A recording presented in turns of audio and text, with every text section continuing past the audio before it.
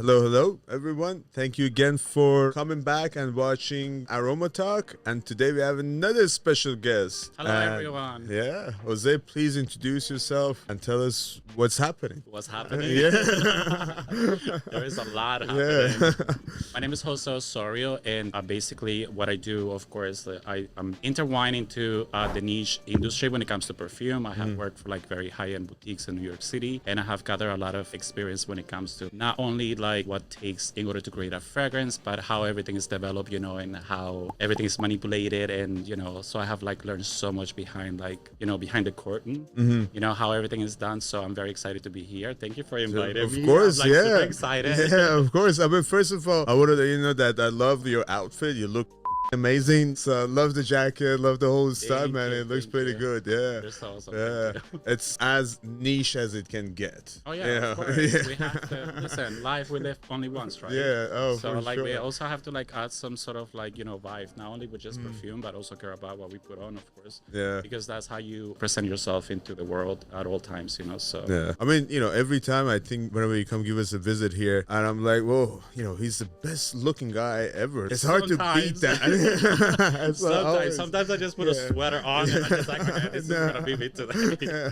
But thank you, you're so kind. Very for sure. Yeah. You just mentioned that you've been working in this industry. Yeah. Was it like always niche perfumes, or you were like in other fields as well, or just mostly fragrances? So I come from like a very humble type of beginnings when it comes to like what I used to do before, So like I always envisioned myself into working in the West Village, and I basically just stumbled upon a store and I said I would like a job, and boom, I got it. So I did not know anything about perfume. Remember that when they say yes, I was like absolutely super like happy, of course, because it was such a very new stone for me. And to like definitely like try myself into developing something unique about my own creativity, honestly. So I remember the first time that I was working there, and then I was so nervous, and then this lady came in and she was like, can you show me patchouli fragrances? I had no idea what patchouli was, first of all. So it was like absolutely super insane to me. And then I just started picking out like fragrances and whatnot, and I made a first purchase. Like she made the first purchase with me, and I was super excited, I remember that not only I believed in myself more, but I also like started like looking into what the whole industry and fragrances are all about. That's how I started like my whole journey. That was like how long ago? I think that was like 10 years ago, actually. Oh, so it's been, yeah. So like we kind of 10. I would say we started the same time, 2011, 2012. Wow. Actually, that's longer than 10 years now. But yeah, so pretty much. You guys are absolutely amazing. I have Oh, to say. thank you, Like, man. Yeah. Not only like you have such an amazing set of fragrances from all over, I have to say you are like one of the most kindest individuals I have met in the industry. Oh, beautiful. Like, and Thanks, because it's like definitely, I find like the vibe is always great, and especially when you are in the field that is mostly creative type of aspect, of course, that's a vibration that you actually giving out to other people, especially when you're selling fragrances. It's such a beautiful form of allowing people to discover themselves, and when you guys are doing and you are like very positive and whatnot, like that really transmits. Sure. So I'm glad to hear that. it's Yeah. beautiful.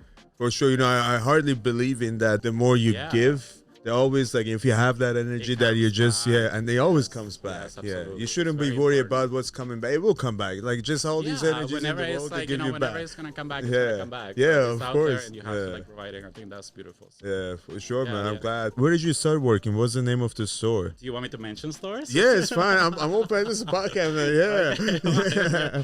If you don't mind that, of course. I started working for Aidas de Venustas. Oh, very nice. Are they Yeah. still around? Aidas still around. They moved to the Lower East Side. Lower East Side, Yeah, I yeah. see. I mean, I know them. Are they still focused on fragrances, or they're just doing other things too? No, they are. They do incubate like fragrances, of course, as they were doing before. I think their collection have like increased a lot too, actually. So when I met them, of course, they were at 9 Christopher Street. They had like very beautiful boutique, of course, and whatnot. So that's when I started growing when it came to my perfume journey. Then they moved to First Christopher Street, which was like a bigger location there, of course. And then they had to move into like the Lower East Side, which it was kind of cool. I helped a lot into the move, of course, and I provided a lot of like expertise onto the style of the store as well. I am very thankful to Carl, for example, who is one of the owners. He was like very hands-on onto showing me many different things, and like how I took like a style that was like that I didn't know I had within me. I was able to translate that into decorating everything, you know. So yeah. You got inspired by super that. Inspired. I think it's very important, like when you are a person that have like a creative type of mindset, of course, like surround yourself with individuals such as that, because it's always super uplifting. Sure. Well, I'm probably gonna need your help too. Maybe, you know, now that we're doing absolutely. the reconstruction downstairs, we want to do something. Yes. So I actually have to come to you and ask you for some of absolutely. that. I will do it for free. Like, honestly, just give me like a bottle of Wood for Greatness or And it's something. I'll take Tacos. care You of can it, pay me with tacos. I love tacos. So. Yeah, no, truly, I'm here. No, I'll definitely, you know, because I think, you know, we are waiting for just that permit to come in. But after that, we have some plans. But I'm gonna actually, you know, we gotta discuss this so we can share and give us some ideas, because I want to make it something that is, it's not really, you know, I don't want to make it a boutique. It's not a boutique. It's more like a showroom and events room. So I want to do it like that, but also something that is very engaging when people come in, so we can just, you know, so I would love that. It's very important to have that, you know, because there are many people that know you and have like discovered clients like the other boutique that I work at now, and like, you know, they always talk about, of course, like I talk about everyone, you know what I mean, because I do feel like every single company like has like a very different taste in fragrances. Of course, it creates like a whole broad type of web, if you will, you know.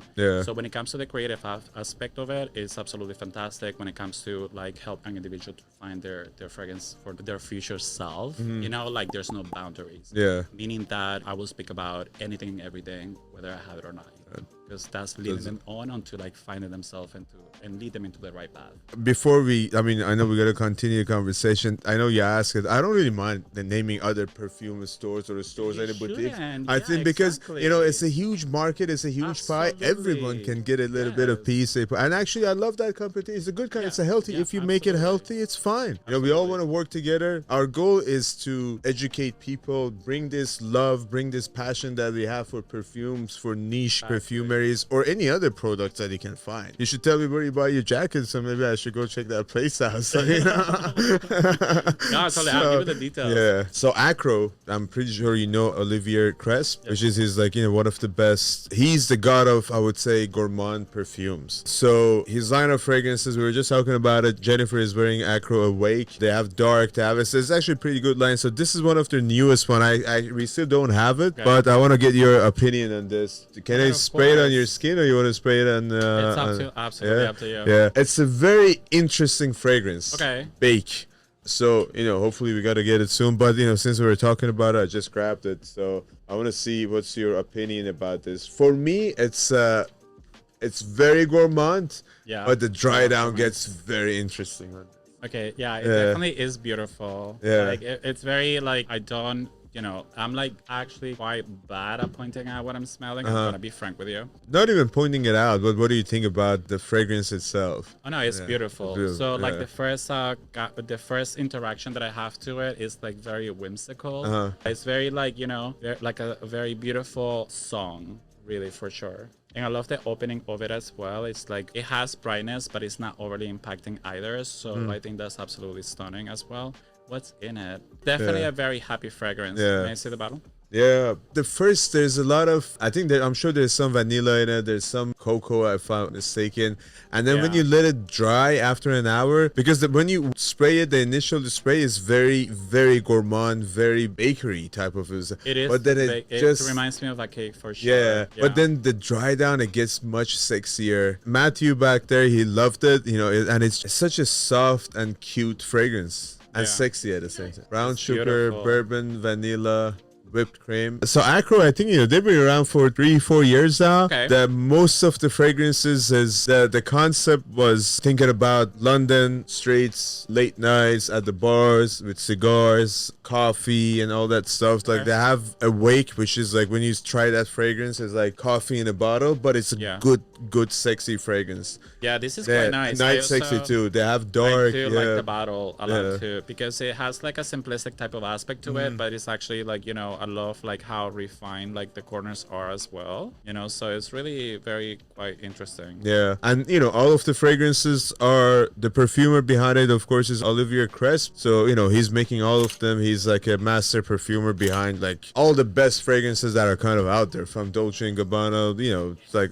most of Armani's, you know, it's just he's actually a pretty nice gentleman. I actually had like a pleasure of meeting him in Milan, and he was such a lovely guy, man. Like, you know, I was telling him, I was like, you're a celebrity, but it was like, no, it's such a humble guy. I was like, no, you are a celebrity, man. Take the full credit for it. That's nice. Yeah, it must be incredible to be a perfumer, honestly. Like, oh, to for sure, create something and have so many people that actually appreciates it, like their creations 100%. It's like, it must be fascinating, honestly. It's like creating a painting, you know what I mean, and like people like appreciating it and just like being like, how did he do this, you know? Yeah, I mean, it's just like, how did you come up with it, and what happened, you know? It's very fascinating because when we think about perfumers, of course, like as we discussed, like the brands, you know, different brands have like a very different aesthetic when it comes to their language. The same aspect actually also happens with perfumers. I was trained for the brand of Frederic Malle. Yes. You know? Yeah. I mean, one of the what is first your niche intake on what is your intake on it? Tell me. I would say Frederic Malle, you know, when they came out with, I'm sure, Lipstick Rose, they were like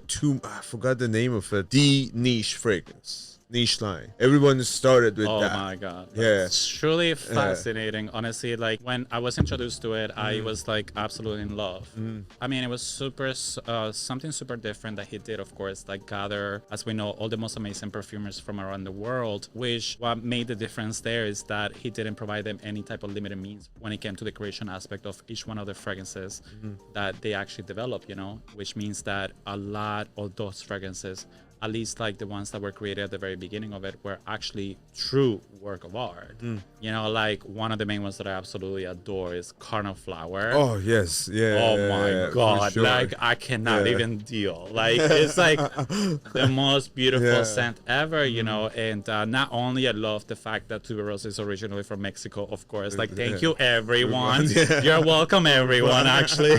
We made that. Thank you. Oh, so you're I'm originally Mexican, but you know, same thing, whatever. Yeah. But why not take the credit? Nobody gets offended. Why not? Yeah. No, it's you know, originally from Mexico, of course. Like there was like this whole gossip in regards to like how the tuberose flower actually emerged in Paris. Do you know? No. Have you heard of it? No. Listen, I love all the gossip. Sure, I know, man. I love that. So, for example, like it is said that Louis XVI, I believe it was, that he had a mistress. So we're talking about like, you know, the tuberose scent, of course, tropical flower. It's like the type of flower that is used a lot by perfumers, which is actually very difficult to actually manipulate as well. And, you know, the reason why is because the flower itself, when it's like bloomed, like highly bloomed at its peak, it provides like multifacets of many other different raw materials, other flowers, like, which is the reason why it's used a lot into, when you see a tuberose scent, of course, a formulation, you're gonna see that it's always going to have like backup singers, if you will. And by that, I mean like magnolia, jasmine, like orange blossom. So the real flower itself, it presents and provides all of those scents all integrated into one when it is at its highest peak. Which makes it difficult for perfumers to like actually manipulate that, of course. And at the end of the day, depending on like what they're trying to portray it as well, you know, of course, what the storyline is behind the perfume, of course. But I absolutely became in love with that. That was my first introduction to tuberose, and I started doing some research. So I learned that it's you know, original from Mexico, of course, tropical flower. It has all those multifaceted type of scents all integrated into one. Then Louis XVI was like, you know, he had a mistress, and they will transport everything from Mexico over to Paris, of course, and at the pavilion, like the palace at the front, you know, on the jar, they will actually transfer all the tuberose flowers from the pots into the soil there. And like his mistress will walk by the palace, in front of the palace, every single morning. Wow. And this is the thing about it, right? Like the tuberose flower is very beautiful, voluptuous, like it's absolutely super, very sensual, right? That even I read that in a lot of like regions of the world, girls that are like teenagers, they're not allowed to smell that flower because it's considered to be a sin. Okay, so, and this is the most fascinating thing about it, right? Is that the tuberose flower, when it is dying smells like rotten meat. Oh, It's fascinating. yeah, It's like know, absolutely wow. fascinating. So, and it is going back to Louis XVI, you know, like how his mistress will love like walking around this garden, you know, and where I read this piece is that it states that every single morning they will change the tuberose flowers to make sure they were alive, because they will go like and smell really bad if they allow it to like die there. You know what I mean? So I absolutely love this. Love these stories. I'm so like this is some stories that you really dig deep to. Oh like, my God! I'm telling you, I'm a Latino, so I am definitely like, what is it called, a investigator by heart. You know, like, for sure, man. With all this, There's another story I can tell you about patchouli if you like. I don't know. Yeah, please. We would love to hear that. Yeah. I'm gonna keep you guys all night here. The best patchouli so far, I think that I have encountered like so many of them, because the thing about it is like when it comes to, I don't know, like it depends. So let me explain it, okay? Sure, yeah, please. So for example, I'll tell you the story because because the thing about it is like, you know, patchouli, for example, it was discovered by Napoleon. You know, of course, like when he was like doing the things that Napoleon was doing back then. And he brought it to be more aware of, you know, like the patchouli, this and whatnot. So, but one of the main capitals back then, it was actually in Borneo. So Borneo happened to be like the capital center of silk traders and silk making. These people back then, of course, they will transport all the fabrics all around Europe, of course, without knowing that throughout the transit, like a lot of fabrics, especially silk, will become infected with moth.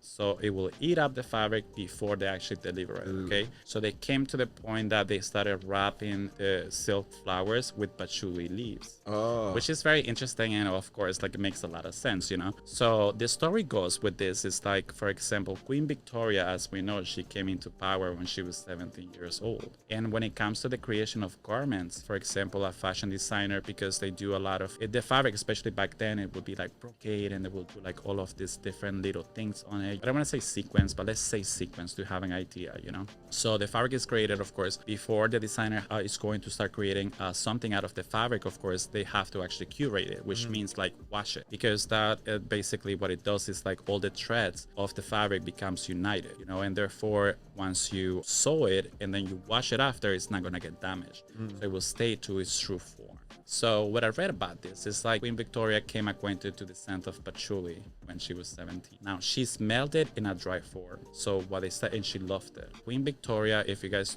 do want to do the research on it, like trust me, you can do it. You will see like even portraits of her like with patchouli leaves all around her portraits. So she made it super popular in the courts back then because it was considered to be super like high-end and very voluptuous and very iconic type of scent that everybody, some people wouldn't understand it, but only the royals would. Fascinating, of course. I love patchouli, and that's where my interaction to it came from, right? Not only that, like for example, like patchouli, which is a lot of people don't know that patchouli actually belongs to the mint family. We know it as a dry form, of course, and it's normally used in a fragrance to provide that very sensual type of corner. It's used as a cornerstones to provide that sensual type of appeal into a fragrance, of course, you know, like that earthiness type of vibration. It's gonna have like tobacco type of facets. It's sometimes like even leathery projection.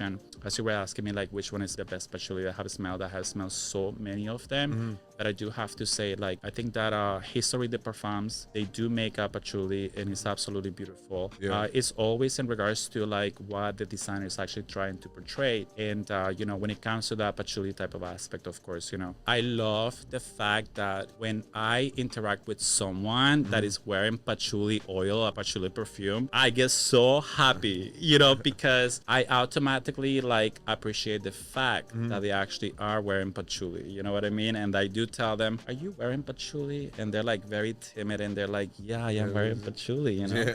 And I'm like, wow, that's fantastic. I love it. And I be proud, you know, like what I mean? And I start like talking to them and like, you know, explaining how much I appreciate the patchouli and why it's like so iconic. They need to keep on wearing it and whatnot, you know? I think that patchouli had like such a bad rep, and like especially in the 70s, of course, when it came to America, you know, when it came to the hippies and whatnot, you know, because for example, like from the mid 70s to the 80s, of course, like even in Hollywood, that was like the main thing. The scent of Hollywood back then, it was like mostly like patchouli oil mixed with rose oil. Oh, Yeah, I and that see. was the whole Yeah. situation back then, you know. So, but I do feel like the appreciation is gonna come from knowledge, of course, and I think that patchouli is like No, absolutely yeah, iconic. I would say last year, because every year what I see is like a note or like a perfume ingredient is gets into, like, everyone start talking about it and it's trending. So a lot of perfumers, a lot of Yeah. companies start doing it. Patchouli, I would say, yeah, and still to this day, a lot of people use it. But I would say 2 years ago, it was trending. It was Yeah. a trending note. Everyone was using it. Last year, I would say it was tonka, and then everyone was like kind of, you know, putting tonka in the fragrance, but it was coming out with a tonka fragrances in there. So it's interesting that, you know, depending on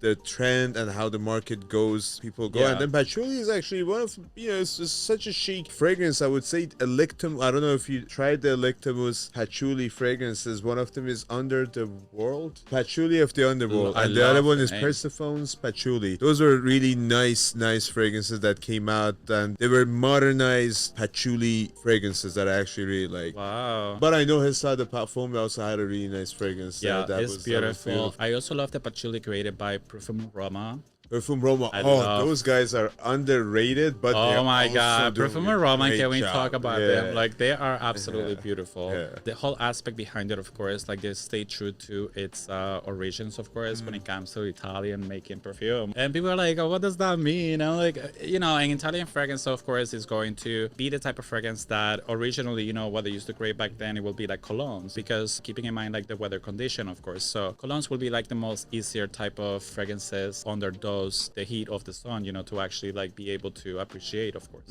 So like Parfum Aroma, of course, they are eau de parfums, and they have a very high concentration of perfume. It's like one of the highest that I have experienced, really. It's absolutely beautiful to me that they have stayed true to their own style, because a lot of the fragrances that they do have, they do present themselves still as colognes, even though they are parfums. It's like Even though they eau de have like parfums, very yeah. high concentration, It's like they absolutely just, beautiful. I'm so obsessed with Aquaviva, for example. yeah. Oh my god! Every time I smell that fragrance, I'm just like, I just want to jump. You know, it's just like That was one of the brand, like Perfume Aroma or Simona and Deroli. There were like two brands that when we started working with, I was like, yeah, I don't know them. And then I started trying those fragrances. I was like, wow, like these guys, almost every fragrance that I tried from the line, I was like, wow, these guys are doing so much, like a great job in fragrance. But you know what I realized? There's not a lot of talk everywhere that people don't talk about them. But people who know it, they know it. They know it and they buy it and they love that fragrance. Yes, I do find it that people that get introduced to it, for sure, they fall in love with it and they just come back for more. Yeah. Like I have seen people that go ahead and they smell something and they buy the bottle and they just want to have like that same type of DNA. So I don't know what exactly they put on those fragrances. I normally address my clients to be like, oh, we have to come to the understanding that not only every brand has their own type of language, it goes into the thematic aspect of what's the story behind the brand itself, but also every brand out there has a secret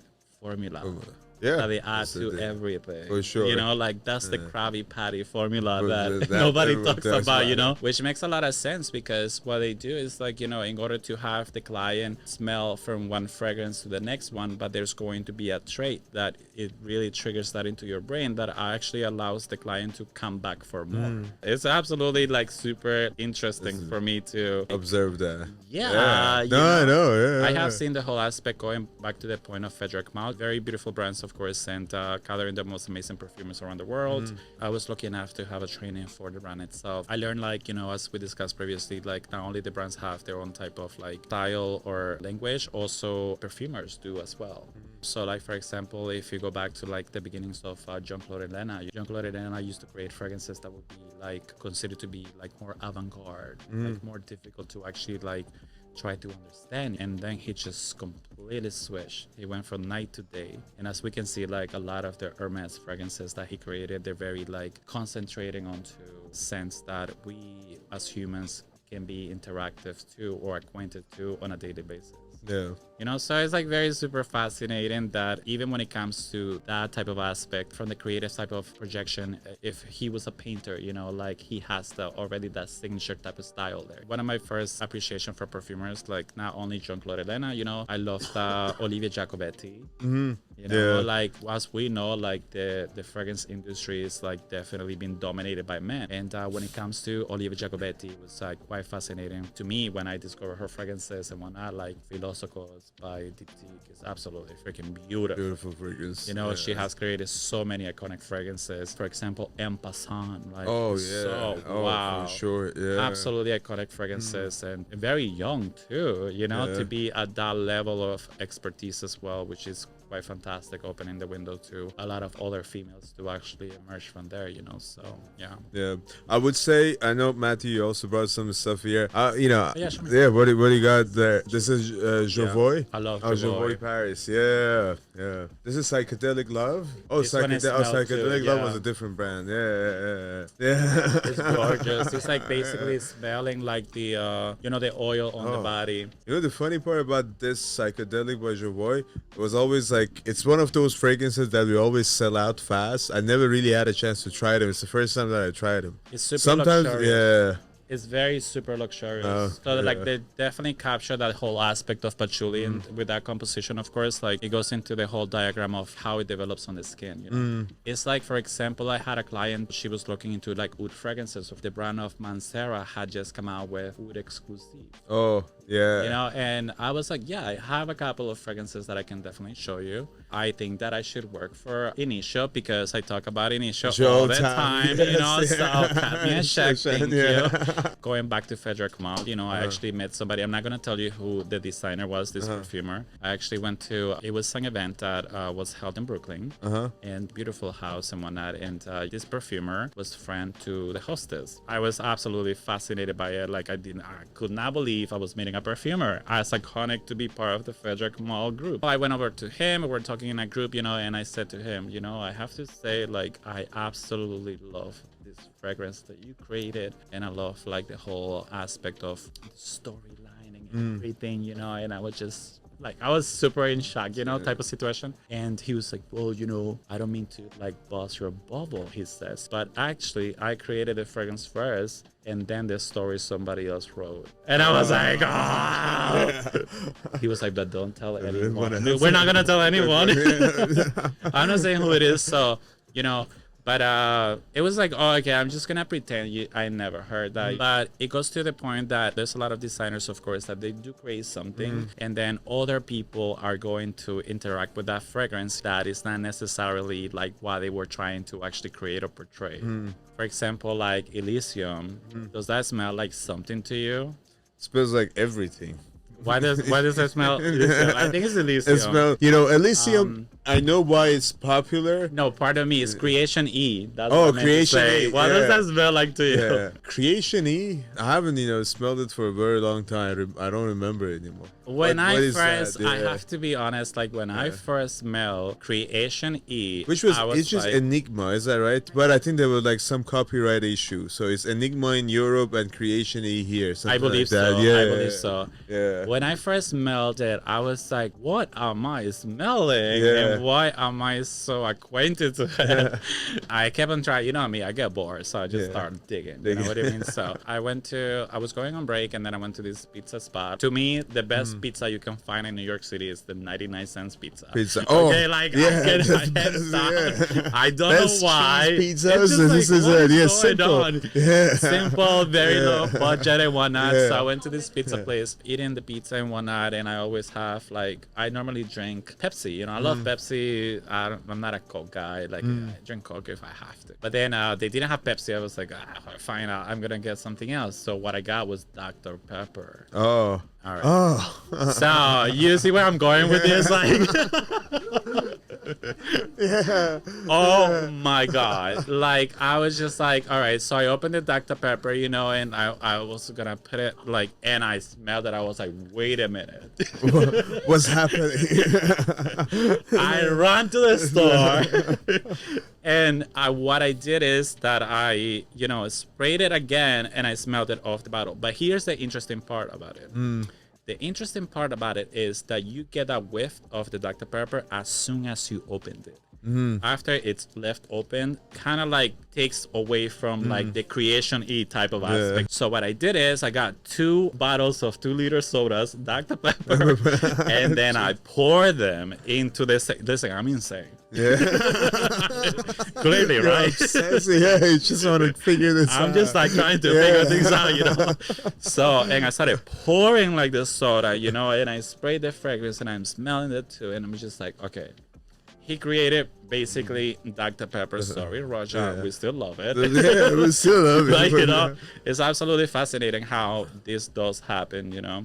Wow. I have had like many different experiences, of course, where I have seen like the creation aspect of fragrance, you know, and it was fascinating for me to see that normally what happens is that basically the person that wants to commission the perfumer, they would create a mood board. So they create the mood board and whatnot, and they send like all these different pictures, location and whatnot. They commission the perfumer, of course, and then they send that information by email, and then the perfumer will take up to like 3 months to come up with many different formulations in order to present it to the person that's doing the commission. Absolutely super fascinating to see the whole aspect behind it and how they send the mods, how the person who's the brand is trying to like get a new fragrance, they go on it and like, you know, like give it time, like spray this one and you smell something else on this one and this one is better.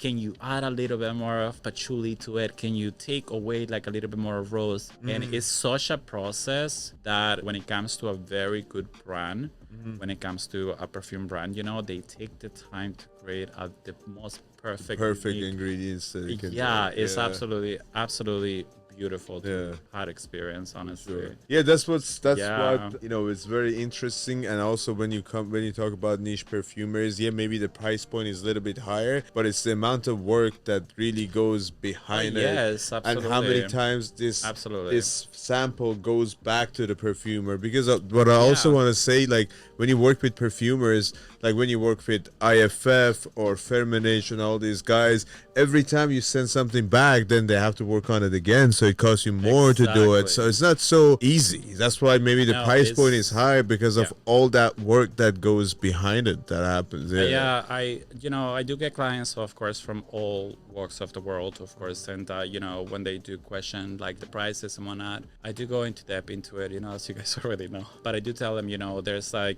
lot that takes into it, of course. The creation aspect, of course, like the raw materials, the higher the price that you see is also like going up, because niche fragrances as a norm, and honestly, I do feel like, you know, from what I have encountered, niche fragrances are not meant to differ from skin to skin. And the reason why is because, and the reason why they are higher in price, like if we go back to Frederick Malle, is because Frederick Malle like will ferment their formulas for up to 8 weeks or more, depending on the formulation aspect, which allows like all the real raw materials and main creative molecules and everything to intertwine together like wine. And therefore, once that is like, and then it's bottled and then presented to us. When it comes to more of commercial brands, of course, like I saw a bottle of perfume at Zara for like $20, and I'm just like, what is going on? How is that possible? Yes, of course. People normally go for a statement such as, you know, I don't want perfume because it gives me a headache and whatnot. I do tell them, don't pride yourself from like discovering your own self, because if you had a bad interaction, it doesn't mean that every brand is gonna be like that.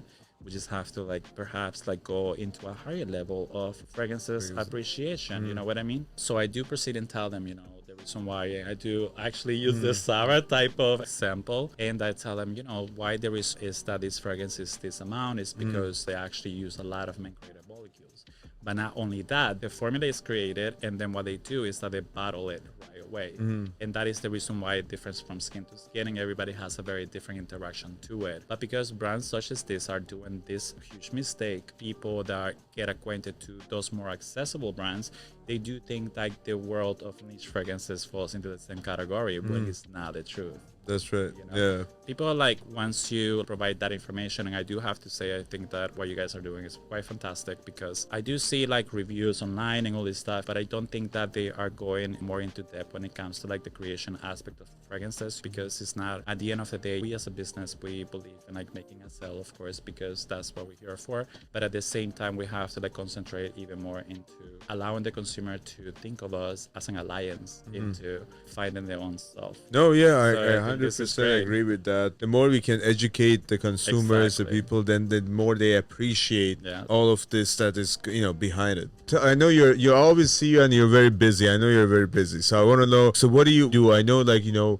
you run like a live shop events, and also do you have your own store, boutique, or what is it? Just give us that story too. Yeah, so like I was stating previously, I do have like a very New York type of lifestyle. So I do trade into vintage jewelry, of course, and do live streaming, vintage clothing and perfume, of course, like beauty. I also have my own company, which is called NEVERABORE, and I have a website which is called NEVERABORE.com. Now it's a perfume brand, of course, so I do carry like many different brands from around the world as well. I also do fashion design. Yeah. I do graphic design also, and website development as well. So, oh wow, man! And I work in the vintage industry as well. So it's like I do like, you know, and I work at Oswald. Oswald, yeah. So I don't know how I'm doing all of this, but it's working. Yeah, many hats. I do find that, and it doesn't like really like, it might sound like it's a lot, but not really. I just like, you know, I love doing it. I'm a very passionate person, of course, and I love. You love what you're doing. So yeah. Like it's entertaining. It's like, you know, so I do have to ask a question, and I think that that's gonna be on the mind of a lot of people, of course, who are you doing like many of these shows now in the future as well. So I would like to know, when is MaxAroma gonna create their own perfume brand? I mean, that was my next question actually from you. I was like, you have all this knowledge about all this, but I could definitely do it. You know, it's all about means, though. You know? I would say we're just still learning more than creating fragrances. I think it's a huge market. It's everyone is coming out with fragrances. I think for us, it's too soon to come out with a fragrance and just release it and say, oh, it's our fragrance. Because for me, it's like, and also the way I see where the market is going, with who are we targeting, where are we going, how can we differentiate ourselves? That's the biggest question that I always ask myself. I'm not saying that we're not working on it. We're definitely working on something. I think maybe in the next 2-3 years, once we're ready, we understand, you know, where this market, are we gonna, like, we're targeting the Gen Z, the younger generation, or do we want to stick to millennials? So we don't know. Like, I'm still, you know, we're still deciding on that part of it, because, you know, how many times we want to make a bottle of Aventus. There's been so many Aventus. It's very true. I mean, it's a very true statement. You know, for example, going back before like COVID-19, the perfume industry is so very large, so very like so many brands emerging. Like back then, I remember reading that there's normally like from 90 to 100 different brands that emerge every single year. Yeah, it's absolutely insane. I mean, we're talking about a lot of perfume out there. You know what I mean? But not every one of them make it. So therefore, you have to be like super careful into how you present yourself and what is your language, who you're trying to target. And I do believe that you guys will do like fascinating with that. Yeah, I'm definitely planning on some stuff. I think, you know, we're still in the learning phase of it. But what I'm trying to do mostly now, what we're focusing on, we're doing construction here. We're doing a lot of things. I want to bring more people in. I want to bring more perfumers in. Yeah. Or people like you, you know, people like you in. So we educate. We can all, like this community that everyone talks about, we really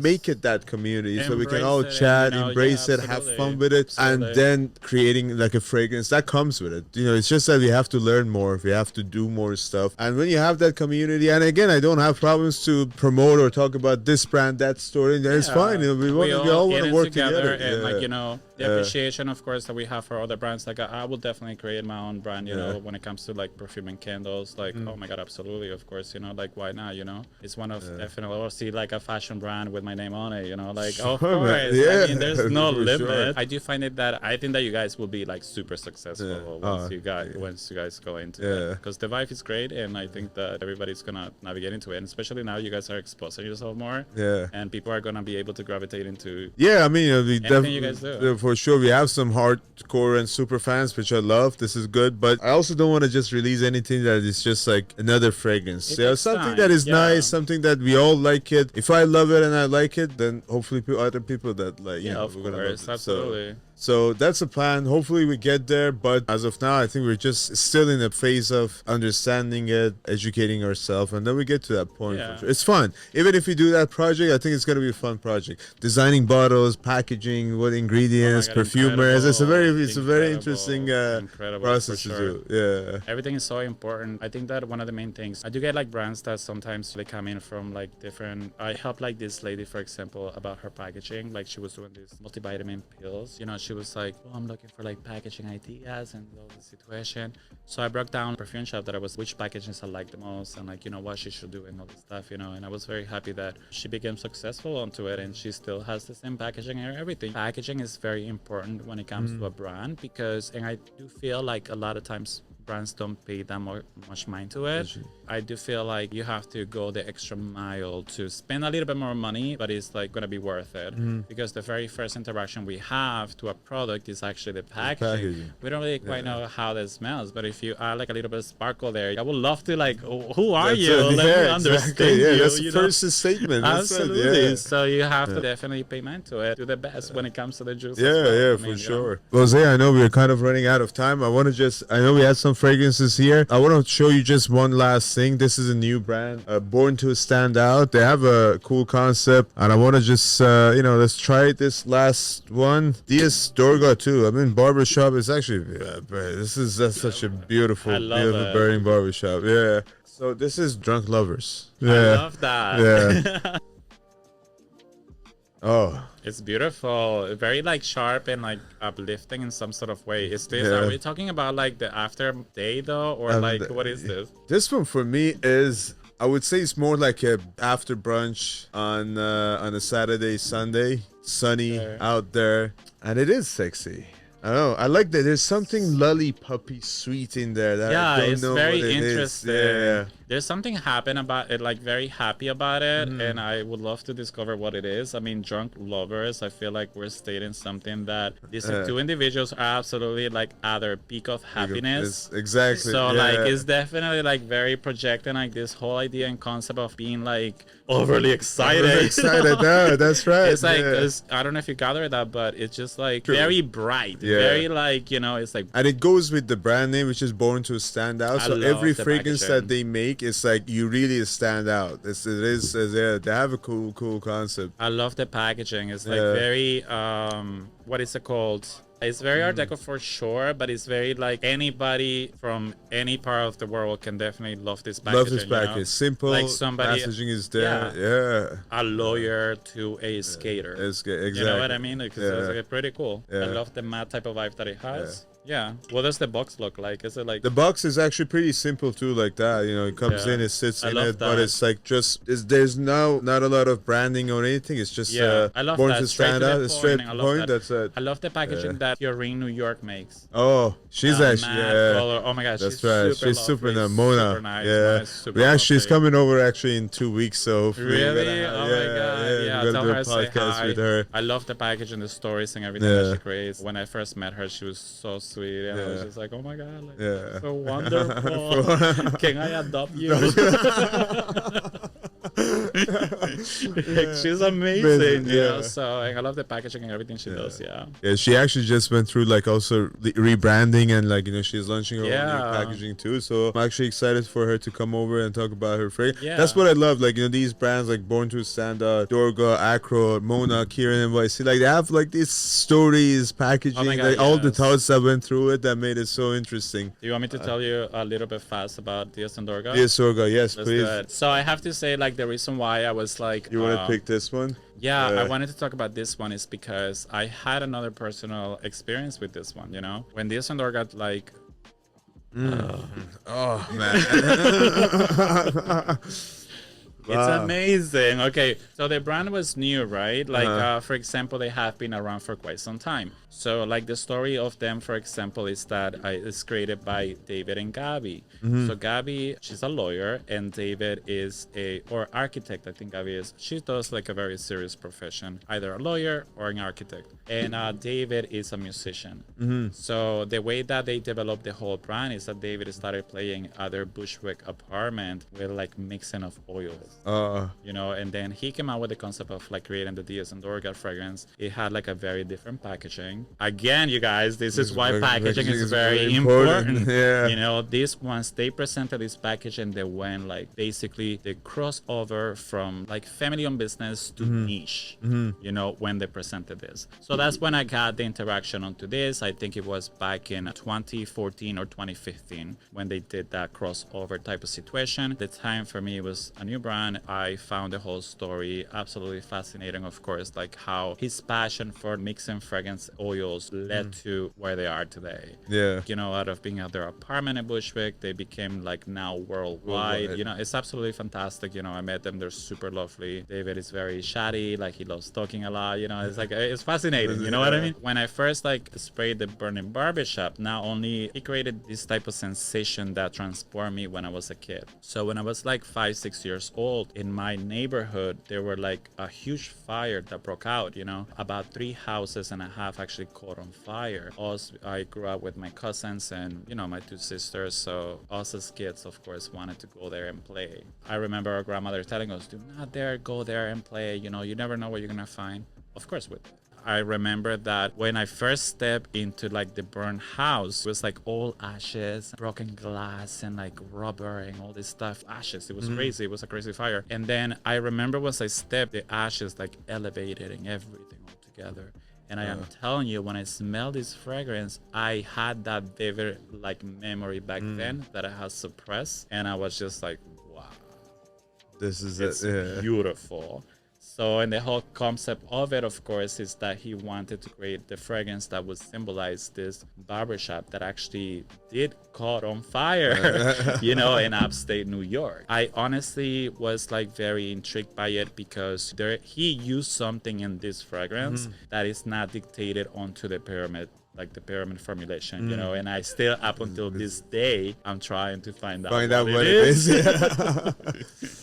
No, this is beautiful. You know, what it reminds me is that still to this day, like whenever I go to barbershops, like even back in the days when I was small, I was in Iran, like when my dad used to shave his face and they use that shaving cream, and then after that they spray you with this aftershave, whatever spray is. This is that smell. Like that's barbershop is smell. Beautiful. And that burning fact of it is just like over the top, incredible, honestly. You know, there's always like, there's so many fragrances out there that we smell. Our interaction to every single fragrance, of course, is going to be in accordance to our childhood and what interaction we have had. It's very rare for me to like actually had that memory type of situation, because I was not a believer when people would say, oh, fragrances have a memory and whatnot, you know, and I was like, no, it doesn't, like, you know, up until it actually happened to me. For me, they're trying this out, like burning. I know there was a good fragrance, and you know, it's, for me sometimes, you know, it's like numbers, because I don't get a chance to try all the fragrances. Yeah, of course. This is what I love, like, you know, then you get the chance every time we have a guest, like, you know, come out with something new. It's just this is, well, I have to try out. There's so many other fragrances that I want to test out. Like, there's so many fragrances, so little time. So little time to do all of that. Well, Jose, thank you again. This was super fun. Thank you for, you know, coming. I think, you know, we should do this one more time. We can do this maybe 10 more times. Yeah, there's so much stuff that we can talk about. I was telling her that I changed my outfit like 4 times because I didn't know what to wear. So one of them was going to be like a vintage hat, and it has like grapes around it with like some mesh. It's so dramatic. Well, so I gotta try to compete with you next time. Let's see if I can dress you out. Yeah. So you're so kind. This was really fun. I think we should do it more often for sure. We have a lot of things to talk about. So absolutely. And thank you again for joining, coming by. Thank you for having me. It was fun. Jose should be like a resident guest that they can just, you know, and sleep on the couch.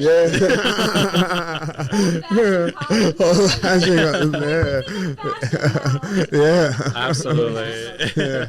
Yeah, man. So thank you. Before we finish this video, we want to do a giveaway. So let's do a giveaway. All these fragrances that actually we talked about. We got one more. So Akro Bake. We have Born to Stand Out, Drunk Lovers, Escentric Molecule 01, Burning Man, No, Burning Man. Burning Man. Burning Man, yeah. Burning Barbershop. We know how much he loves Initio. Initio, if you guys out there and you hear us, just, you know, come on, guys. He's the platform. So we have 1, 2, 3, 4, 5, 6 fragrances. Should we do bottles or 5 ml? Let's do bottles. So we give away 6 bottles. Please make sure, everyone, that you guys hit the subscribe button, like the channel, and leave a comment here. Which fragrances do you like the most? Do you have any like Instagram channel or anything that people can follow? Like, you know, yes, just absolutely. Yeah. I am on NEVERABORE on all social media aspects. Yeah. So please make sure that you follow Jose and just give him some love. Yeah. Thank you. Yeah, for sure. So thank you again, guys, and we'll see you very soon. Bye. Yeah.